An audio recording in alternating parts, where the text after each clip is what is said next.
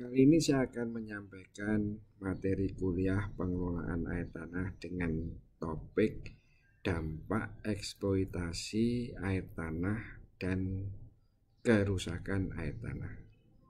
Materi ini sangat penting di dalam mata kuliah pengelolaan ini karena di sini saudara ditunjukkan fakta dampak yang terjadi akibat pengambilan air tanah yang tidak terkontrol dan bagaimana cara menentukan tingkat kerusakan air tanah di suatu wilayah. Seperti biasa, pembahasan ini saya sampaikan dengan cara yang sederhana, natural, primitif, dengan tujuan agar saudara dapat memahaminya dengan baik dan benar. Ya, jadi kali ini pembahasan ini saya ingin menyampaikan secara singkat satu topik yang cukup penting dan harus diketahui di dalam mempelajari pengelolaan air tanah, yaitu dampak pengambilan air tanah, artinya yang tidak terkontrol, dan juga pembahasan tentang kerusakan air tanah, gitu ya. Nah, ini adalah fakta, ya, fakta yang kita hadapi di lapangan, ya. Yaitu yang pertama adalah terjadi yang namanya overpumping. Overpumping atau yang kita sebut sebagai pengambilan air tanah berlebih ini, itu artinya pengambilan air tanah yang melebihi safe yield. Nanti kita jelaskan satu persatu apa itu overpumping, apa itu safe yield, gitu ya. Nah, keduanya ini sudah terbukti menimbulkan dampak negatif yang cukup serius terhadap kondisi dan lingkungan air tanah. Ya, ini kita jumpai fakta-fakta ini di lapangan, khususnya di kota-kota besar, gitu ya. Nah, kemudian yang kedua, fakta yang kedua, dampak negatif ini tercermin pada penurunan kuantitas. Jadi artinya penurunan kuantitas ini ditunjukkan oleh penurunan muka air tanah. Jadi water table-nya itu turun secara terus-menerus melebihi batas aman kedudukan muka air tanah yang ditentukan. Jadi itu pasti terjadi penurunan kuantitas pada saat penurunan muka air tanah itu secara terus-menerus melebihi batas aman. Kemudian apa dampak lanjutannya? Yaitu terjadinya degradasi kualitas. Ya, misalnya terjadinya intrusi air laut atau masuknya air laut ke daratan. Di daratan kita jumpai sumur-sumur yang payo dengan kandungan total dissolved solid yang tinggi, ya. Kemudian terjadi polusi atau kontaminasi air tanah. Dan yang sering terjadi serta akibat lanjutannya yaitu penurunan muka tanah. Kalau tadi adalah penurunan muka air tanah, ini adalah surface yang kita sebut sebagai amblesan tanah atau land subsidence. Jadi land subsidence di sini yang kita maksud adalah akibat pengambilan air tanah. Ya, ini fakta yang kita lihat di lapangan.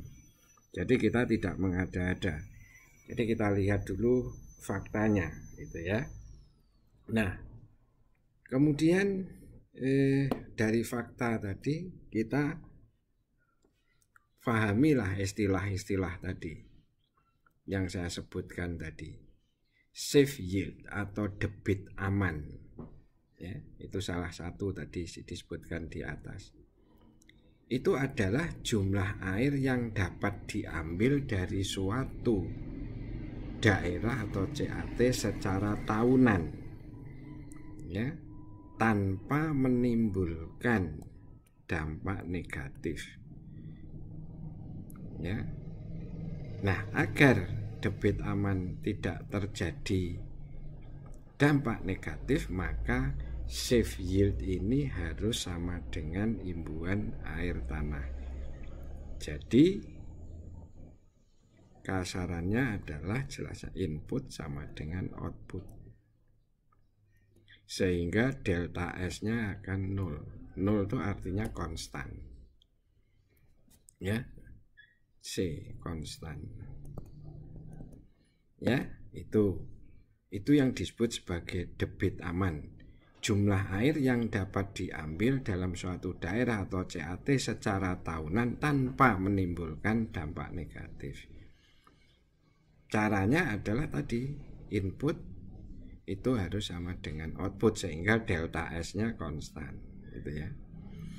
Nah, kemudian istilah lainnya itu ada yang namanya overpumping, atau disebut juga overdraft atau overexploitation. Itu apa maksudnya? Itu adalah pengambilan air tanah secara menerus melebihi imbuhan air tanah di suatu daerah. Jadi pengambilan air tanah yang melebihi debit aman. Jadi di situ ini artinya output lebih besar daripada input. Maka apa yang terjadi? Delta S-nya turun secara menerus, ya. Ini yang disebut sebagai overpumping atau overdraft, overexploitation. Nah, istilah berikutnya adalah batas aman. Batas aman itu kedudukan muka air tanah, ya. Batas aman kedudukan muka air tanah adalah batas penurunan muka air tanah maksimum yang diizinkan di suatu wilayah. Jadi batas aman itu sebetulnya kedudukan muka air tanah yang diizinkan, ya, maksimum yang diizinkan turun di suatu daerah. Nah, penurunan batas aman adalah kurang dari 20% dari ketebalan akuifer.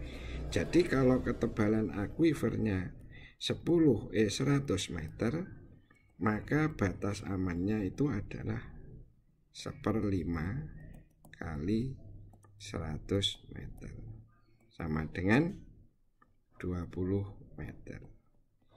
Jadi penurunan kalau punya ketebalan akuifer 100 meter, maka dia boleh turun muka air tanahnya itu maksimum adalah 20%, ya. Jadi 20 meter itu yang dimaksud batas aman. Nah, sekarang ada istilah lain lagi yang namanya groundwater depletion atau aquifer depletion.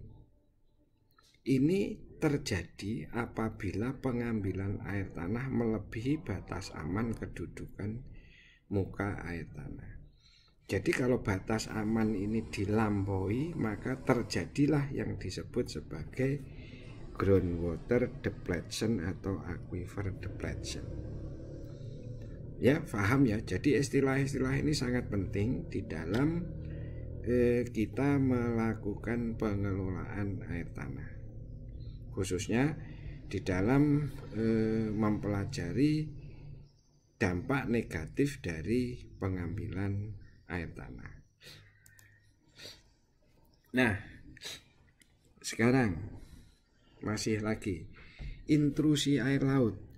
Intrusi air laut itu proses masuknya air laut ke daratan karena adanya pemanfaatan air tanah yang berlebih.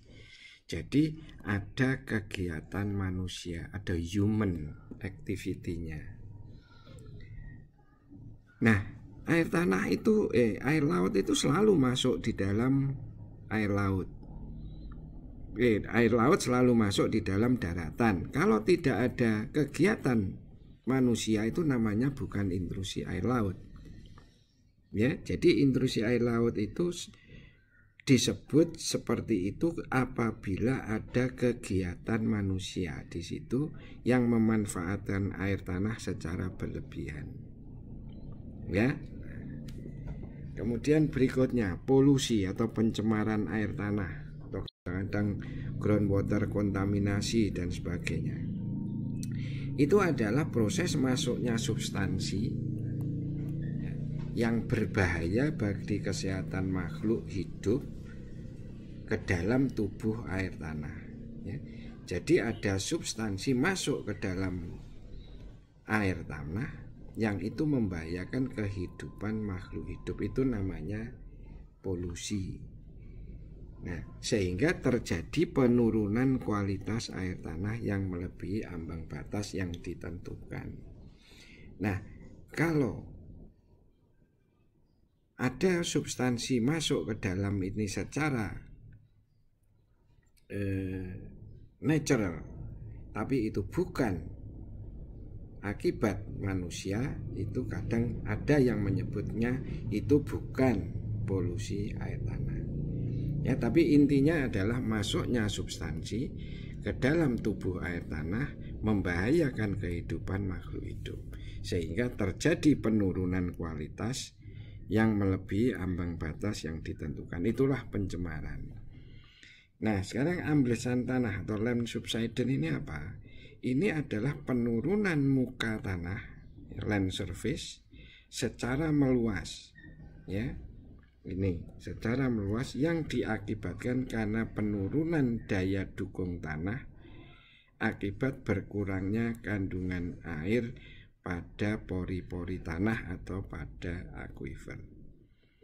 Jadi yang dimaksud di sini adalah penurunan muka tanah secara meluas yang diakibatkan karena daya dukung tanahnya itu berkurang akibat berkurangnya kandungan air pada pori-pori dalam akuifer. Itu adalah amblesan tanah atau kita sebut sebagai land subsidence. Ya, jadi pemahaman ini harus saudara fahami dengan baik. Nah, ini contohnya tadi save yield. Ya, kalau ini masuk 100, ya, ini diambil berapa ini? 70. Ya. Maka annual outflow-nya itu adalah debit amannya adalah 30. Ya. Annual outflow-nya ini adalah annual outflow-nya 30, maka save yield-nya itu adalah 70, kebalik, maaf. Jadi ini 100 masuk, annualnya ini outflow secara naturalnya 30, maka yang diambil ini adalah 70. Ini adalah save yield-nya. Gampang, ini adalah suatu daerah atau CAT atau apapun. Jadi itu yang disebut sebagai save yield. Nah, ini kalau saudara lihat bagaimana pengaruh pengambilan air tanah pada neraca cadangan air tanah. Ini adalah sebuah daerah. Ya, ini ada sebuah daerah. Ini ada recharge, ini ada discharge. Ya. Long term ini dan ini sama, maka ini akan konstan. Ya. Tapi ini suatu kondisi di mana apa? Tidak ada pengambilan air tanah. Jadi di sini tidak ada pengambilan air tanah. Tidak ada. Jadi artinya tidak ada yang bertempat tinggal di situ. Ini adalah natural. Ya, natural condition. Nah, ini adalah kita sebut sebagai stable groundwater pumping. Di situ sudah mulai ada pengambilan air tanah, ya. Ini sudah mulai ada pengambilan. Tapi saudara di sini bahwa Q ini ekuivalen di dalam penurunan di dalam D dan S diikuti dengan peningkatan R. Maka ini sesuatu yang diizinkan. Karena tidak mungkin ada orang di sini, saudara di sini, tanpa mengambil air kan tidak mungkin. Akhirnya dia mengambil, tidak apa-apa, asal ini masih ekuivalen dengan penambahan ini dan pengurangan ini. Sehingga ini turun tetapi tidak signifikan. Artinya masih di bawah debit aman atau di bawah ini penurunannya ini. Penurunan muka air tanahnya ini masih di bawah 20%. Maka ini adalah kita sebut sebagai stable groundwater pumping. Nah, yang ketiga ini adalah yang tidak stable. Artinya apa? Q ini besar sekali, lebih besar daripada ini dan ini, sehingga S ini turun terus menerus. Ya, jadi S itu akan turun menerus sehingga penurunan ini akan berjalan terus menerus. Nah, ini yang tidak diizinkan. Ini artinya apa? Q itu lebih besar daripada R, sehingga S-nya turun secara menerus. Ya. Nah,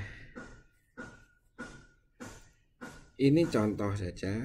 Ya, jadi ada Richard, ada 510 di pumping 810 sekian. Ada penurunan storage 330. Ya. Jadi kalau ini diambil maka ada penurunan 330. Ini tinggal saudara ambil aja bahwa ini 500 diambil 300 berarti minus 320 plus 10 berarti ada penurunan 330. Ya, ini adalah contoh pengaruh pengambilan air tanah terhadap cadangan air tanah. Jadi inilah yang diizinkan, ini yang tidak diizinkan.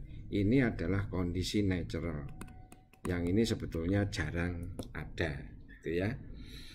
Nah, ini contohnya yang dianggap sebagai groundwater depletion tadi. Jadi ini awal, MAT awal. Ini batas aman. Berapa tadi? Misalnya ini 100. Ya, misalnya ini adalah 100. Maka ini harusnya 20. Maka ini sudah lebih dari 20 meter. Maka ini terjadi groundwater depletion. Nah, kemudian ini yang kemarin selalu saya tunjukkan, ini adalah initial groundwater table, ini adalah dynamic groundwater table, dia membentuk cone of depression. Ya, jadi ini kita B kita pompa, kemudian turun, yang akhirnya ini menjadi kering dan ini menjadi berkurang. Ya, ini drawdown penurunan, initial water table, final groundwater table, atau turunnya itu dynamic groundwater table. Ya, ini istilah-istilah akibat itu. Nah, ini contoh, ya, contoh bahwa ini adalah hubungan antara salt water dan fresh water. Salt water dan fresh water itu ada yang namanya interface.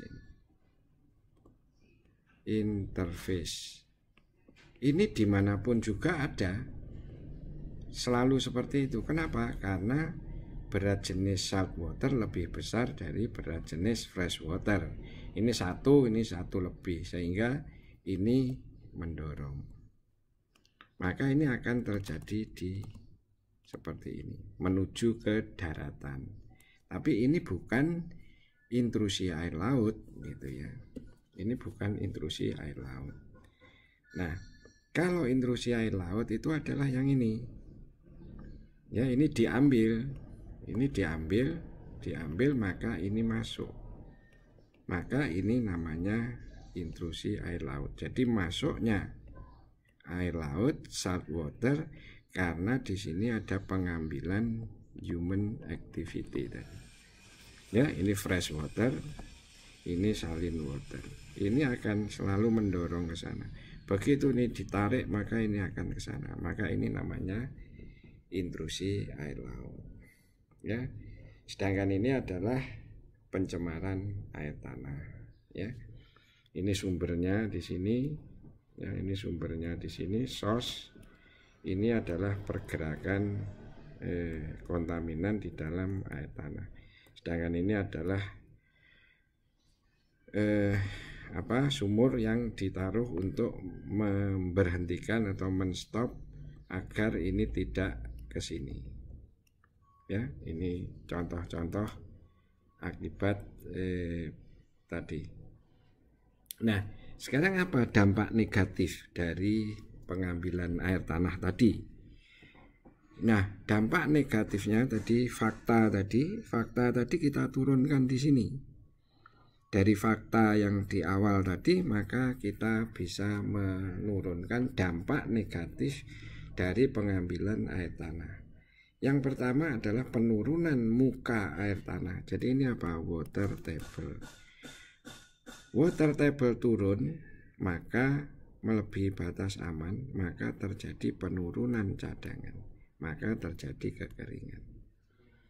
Penurunan muka air tanah, ya, water table atau MAT, maka terjadi daya dukung tanah tadi berkurang, pori-porinya berkurang, maka penurunan muka tanah, land subsidence. Land subsidence ini menyebabkan genangan atau banjir. Jadi banjir akibat land subsidence yang turun, maka terjadi genangan. Ya. Nah, berikutnya adalah penurunan muka air tanah, water table lagi di daerah pantai, maka terjadi intrusi air laut. Penurunan muka air tanah, perubahan gradien hidrolika, jadi I-nya semakin besar, maka ini akan merubah pola aliran air tanah. Yang seharusnya ke aliran ke selatan, dia menjadi ke utara, sehingga terjadi pencemaran air tanah. Ya, nanti ada contohnya. Jadi sekali lagi inilah dampaknya, dampak dari pengambilan air tanah secara berlebihan. Itu kita lihat aja water table-nya, water table turun, maka melebihi batas aman, penurunan cadangan kekeringan. Water table turun, penurunan daya dukung, land subsidence, ada genangan air atau banjir. Water table turun di daerah pantai, intrusi air laut. Water table turun, perubahan gradien, terjadi pencemaran. Ya, ini adalah dampak utama dari pengambilan air tanah secara berlebihan. Nah, ini contoh aja tadi ya. Ini adalah muka air tanah mula-mula. Ya, ini cone of depletion-nya ini diambil. Ya. Ini turun sedikit, ya. Kemudian ini terus berkembang, diambil terus, maka ini apa? Dry, kering, karena ada penurunan ini. Artinya apa? Delta S-nya turun, storage-nya turunnya. Ini water table awal, ini dipompa, ini drawdown-nya, cone of depletion. Ya, kemudian ini yang tadi, yang ada animasi tadi. Ya, nah, penurunan muka air tanah ini adalah natural condition. Ya, ini water table initial water table. Ya, setelah ini ada pembangunan, maka ini turun, maka delta S turun, maka ini apa? Kekeringan. Jadi dry swamp, dry river dan sebagainya. Ya, ini contoh, ini banyak terjadi. Ya, misalnya di Riau itu juga terjadi, yang daerah seharusnya itu adalah daerah rawa, sekarang menjadi kering karena perkembangan wilayah di daerah Pekanbaru sana. Ya, saya lihat betul itu. Nah, kemudian ini yang tadi, pola aliran air tanahnya itu berubah. Ya. Ini initial groundwater flow, ya, ke sana, ya, ke arah kiri. Ini apa? Sumber pencemar, source. Ini adalah kontaminan. Ini diambil untuk domestik, ya, aman. Artinya tidak tercemar karena airnya bersih di sini, tidak ada pencemaran. Tapi ini setelah diambil terus-menerus, ya, di sini berkembang, ya, ini berkembang, dibor lagi, jadinya seperti ini. Maka ini turun drastis, muka air tanah itu berubah. Yang tadinya di atas ini adalah ke arah kiri, sekarang menjadi ke arah kanan. Karena apa? I-nya ini turun, ininya drop, maka I-nya drop, maka ini aliran ini berubah, yang tadinya ke kiri sekarang ke kanan. Nah, sekarang ini menjadi ke arah kanan, maka ini menjadi contaminated water supply. Ya, ini perubahan pola aliran yang menyebabkan pencemaran. Nah, sekarang intrusi air laut. Ini yang saya sampaikan tadi. Ini adalah saline water, ini adalah fresh water, ini adalah interface. Ya, ini bukan apa-apa. Ini adalah natural. Ini intrusi bukan intrusi, karena di sini nggak ada pemanfaatan. Loh, kenapa masuk? Ya karena ini berat jenisnya lebih besar dari berat jenis fresh water, sehingga hubungannya seperti ini. Ini masuk daratan tapi bukan intrusi. Nah, pada saat ini saudara ambil atau di sini berkembang, maka salt water ini masuk ke sini. Dia semakin banyak dan masuk ke sini, maka ini namanya intrusi air laut. Jadi before ini belum, after ini adalah sudah, ya. Itu contohnya. Nah, ini contoh lagi dampak perkembangan di daerah urban terhadap sistem air tanah, ya. Ini pada awalnya air tanah itu mengalir ke sini sebelum daerah ini berkembang. Nah, kemudian saudara lihat ini daerah ini berkembang, yang terjadi adalah air tanah ke sana, berubah ke sana. Padahal ini hanya ke arah selatan. Ini sekarang belok ke sana, ada yang belok ke sini, dan ini intrusi air laut masuk semua, yang merah-merah. Ya, ini adalah tadi perubahan pola aliran air tanah. Ini sangat umum terjadi di banyak daerah. Nah, kemudian ini tadi yang terakhir adalah triggering tadi, ya. Triggering, bahwa pemompaan air tanah itu juga sebagai triggering di dalam terjadinya pencemaran air tanah, ya. Jadi ini dipompa, ini dari source itu adalah sumber pencemar, masuk semua, masuk ke sini. Maka ini, jadi sebelumnya kalau tidak ada ini, maka sebelumnya tidak terjadi pencemaran, tidak kemana-mana. Tapi karena ini dipompa, maka ini jadi masuk semua, maka itu namanya men-trigger terjadinya pencemaran. Demikian juga ini source, ya. Kemudian karena ini dipompa, maka ini masuk ke sana, masuk ke sini, dan ini masuk ke sana, dan seterusnya. Ya, ini yang gambar tadi. Nah, ini land subsidence tadi. Jadi pada awalnya ini adalah air, ini water, ini water. Nah, pada saat ini aquifernya terisi oleh air, maka ini daya dukungnya tinggi karena disupport oleh air ada di dalamnya, ya. Maka ini adalah aquifer yang stabil karena daya dukungnya tinggi dengan adanya air tanah. Kemudian karena ini diambil, maka air tanahnya itu berkurang, ya, air tanah di sini, maka ini jadi istilahnya bahasa Jawanya itu gembos, melotot, meletet.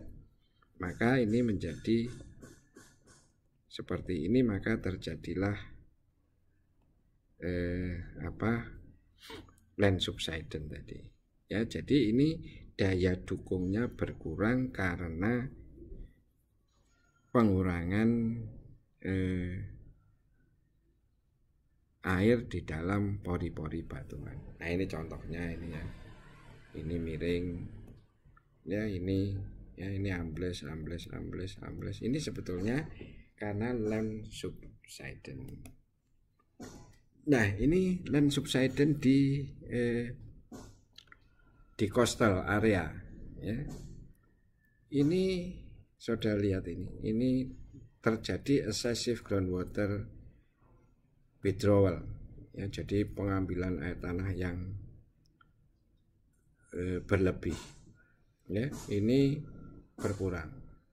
Begitu ini diambil, maka ini turun ya, tanahnya turun, maka air lautnya naik ya. Ini yang kita sebut biasanya ROP, masuknya air laut ke daratan karena daratan lebih rendah daripada muka air laut ya. Ini muka air lautnya masih di sini, jadi tanahnya lebih tinggi, tapi di sini tanahnya lebih rendah daripada muka air laut ini, sehingga ini ke sana. Ya, ini contoh di jalan tol Cengkareng zaman dulu sebelum dibangun tanahnya. Nah, itulah sebetulnya yang disebut sebagai akibat atau dampak negatif dari pemanfaatan air tanah berlebih. Maka terjadilah kerusakan. Nah, yang kita sebut sebagai kerusakan air tanah. Nah, masalah kerusakan air tanah ini sebetulnya dibagi dua. Satu adalah kerusakan kuantitas, satunya kualitas. Ya, selalu kalau kita melihat air tanah itu selalu dari dua sisi, yaitu kuantitas dan kualitas. Ya, kerusakan kuantitas dan kerusakan kualitas. Nah, ini biasanya akibat eksploitasi air tanah. Tadi penurunan muka tanah, amblesan, intrusi air laut, pencemaran air tanah gitu ya. Nah, yang kualitas ini sebetulnya lebih ke human activity. Ya, karena human activity mencemari air tanah dan juga ada pencemaran akibat manusia tadi. Ya, jadi ada human activity and natural activity. Ya, itu kerusakan kuantitas dan kerusakan kualitas. Nah, di dalam kriteria kerusakan air tanah ya, itu ada kriterianya di dalam menentukan kerusakan air tanah. Kriterianya itu adalah ini: kedalaman muka air tanah, kualitas air tanah, lingkungan air tanah, dan potensi ketersediaan air tanah. Tetapi secara regional, secara garis besar, yang diperhatikan ini sebenarnya masih dua, yaitu kedalaman, penurunan muka air tanah, dan kualitas.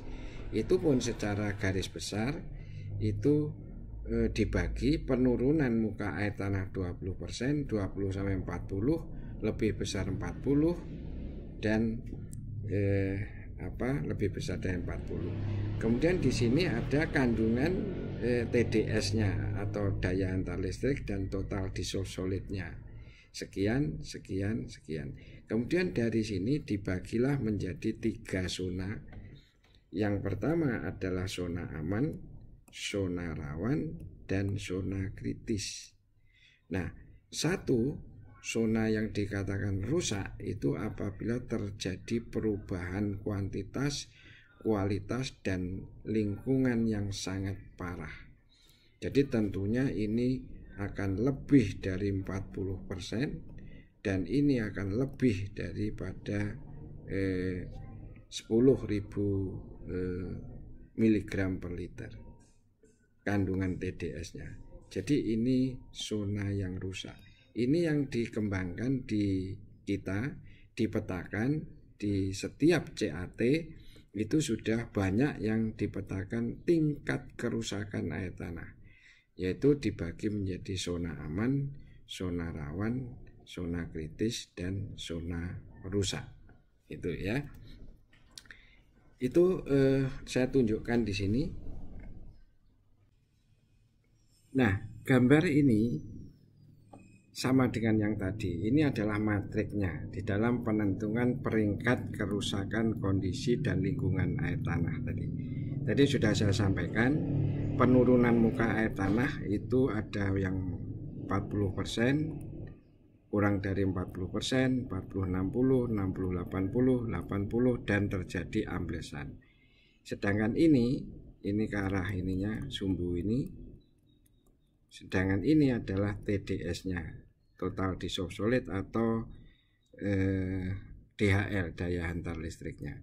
Jadi kalau kurang dari 40 ininya, kurang dari 40 ya, kemudian ininya saya, maka ini adalah aman. Kalau ini dan ini, maka ini rawan. Kalau ini dan kondisinya dengan, maka ini adalah rawan. Ya, ini matriknya. Jadi ini adalah aman, ini adalah rawan, ini adalah kritis.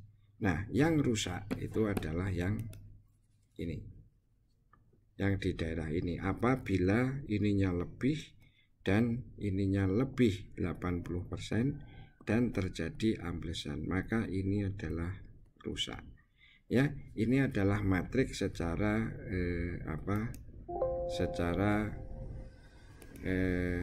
matrik ya. Nah, kemudian ini secara gampang ini saya ambil dari presentasinya di PAG TL Badan Geologi ya, saya ambilkan di situ. Ini saya presentasikan, saya mau izin juga. Nah, ini adalah 40% dari H. Ini adalah H, ketebalan aquifer. Kalau turun di sini ini masih aman. Ya, kalau dia terus, nah ini mulai terus turun, maka ini mulai rawan. Begitu terus, maka ini adalah kritis nanti. Kalau dia turun terus. Ya, jadi ini gambaran tadi. Jadi kita hitung di sini adalah H, tebal aquifernya. Ini berapa persen ini? 40%. Ini 60%, 80%, ini lebih dari 80%. Maka penurunan ini menjadi kritis dan rusak ya. Itu. Ya, jadi di sini saudara lihat juga sekali lagi ini adalah aman, terus nanti rawan, terus. Nah, kalau terjadi amblesan karena penurunan tadi, maka di daerah ini sudah dianggap rusak atau kritis. Walaupun sedikit, tapi kalau sudah terjadi amblesan, maka itu adalah dianggap rusak ya. Saya kira itu jadi kriteria di dalam penentuan kerusakan air tanah. Jadi sekali lagi materi ini cukup penting saudara ketahui dari peristilahan, fakta, kemudian ciri di lapangan, dan kemudian bagaimana menentukan kriteria kerusakan air tanah. Ya, semoga materi ini bermanfaat bagi pembelajaran pengelolaan air tanah di Indonesia. Terima kasih.